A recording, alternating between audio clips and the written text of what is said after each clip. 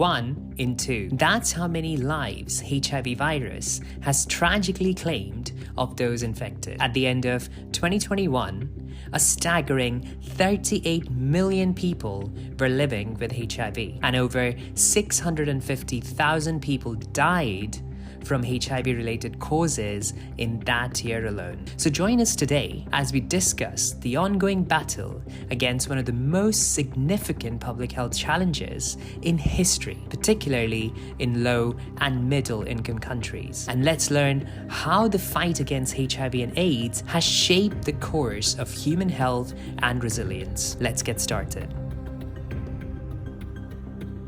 Let's talk about origin. The HIV/AIDS pandemic has been a global crisis since the early 1980s. But where did the deadly virus originate from? Well, to understand the roots of HIV and AIDS, we have to travel back in time to the early 20th century in Central Africa. HIV, or the human immunodeficiency virus, is a retrovirus that likely evolved from another virus known as simian immunodeficiency virus, or SIV, which is found in chimpanzees. SIV mutated and crossed species barriers, eventually infecting humans. In 1986, looking back at past data of frozen blood samples from 1959 from a variety of African countries, identified an unnamed African man living in Leopoldville, now known as Kinshasa, in Democratic Republic of Congo, as having HIV. This is probably not the first case of HIV ever. There are numerous cases of likely HIV infection based on symptoms and AIDS-defining illness. But this is the earliest where a blood sample can verify the infection. The virus likely spread through urbanization, changes in sexual behavior, and increased travel in the region. Now, the exact method of HIV transmission from chimpanzees to humans is still debated among scientists.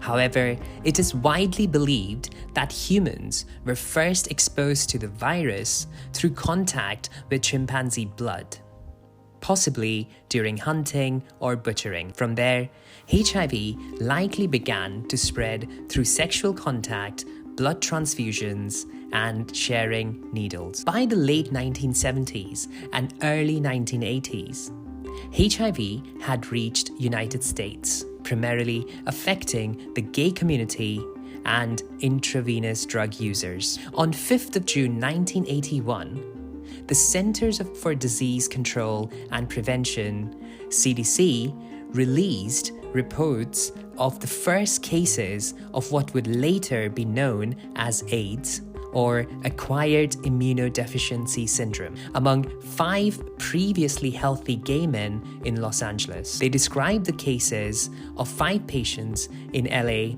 previously healthy, who had developed pneumocystis pneumonia, what we now know as an AIDS-defining illness. Some refer to this announcement as the beginning of AIDS, as it marks the beginning of widespread medical awareness of the disease. Shortly after, countries including Australia, Brazil, and many countries in Europe also announced their first official cases of HIV. In 1982, doctors from rural Uganda reported on a new fatal wasting disease known locally as SLIM in medical journal The Lancet. In 1983, a groundbreaking discovery was made by the team led by Luc Montagnier at the Pasteur Institute in Paris, who identified the HIV virus. Following this crucial breakthrough, official test kits were soon developed, paving the way for widespread HIV testing across the globe.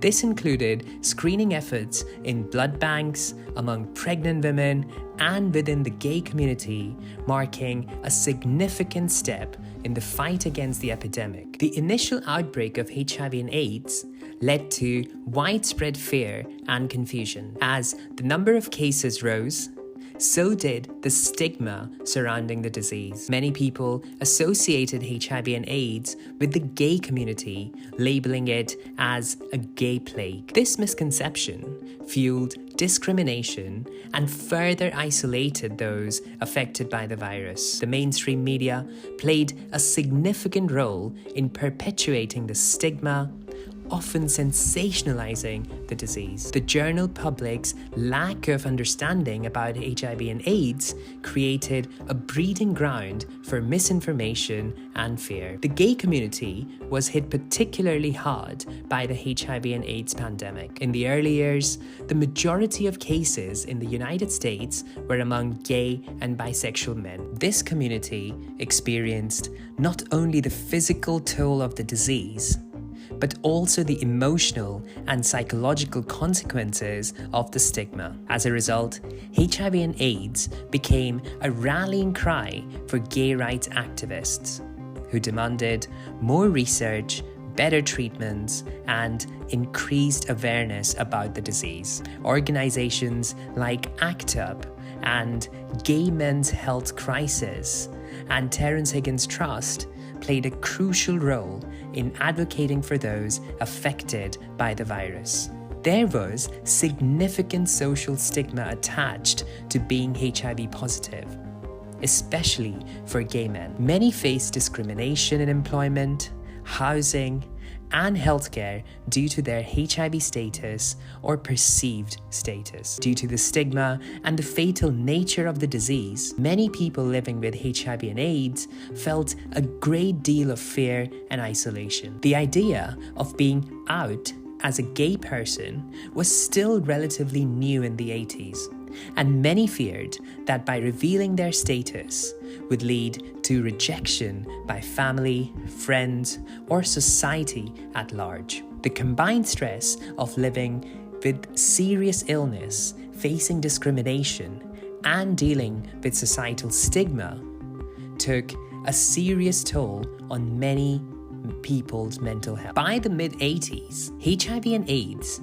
had claimed the lives of hundreds of thousands of people worldwide. With the number of people infected with HIV growing rapidly and AIDS emerging as a death sentence, there was immense pressure on scientists and researchers to find an effective treatment. Then, in 1987, approval of AZT or zidovudine was fast-tracked by FDA. A small-scale trial found that the rates of opportunistic infections and deaths were lower for those on the drug. The drug was highly toxic, difficult to produce, and left many with concerns about the long-term effects on people living with HIV. But at that point, it was the only hope in the armory of defeating HIV, and it became the most expensive drug on the market. And that, dear listeners, brings us to the close of today's episode. Thanks for tuning in, everyone. Please like and share this video and subscribe to our channel. Together, let's build a world where sex education is a human right.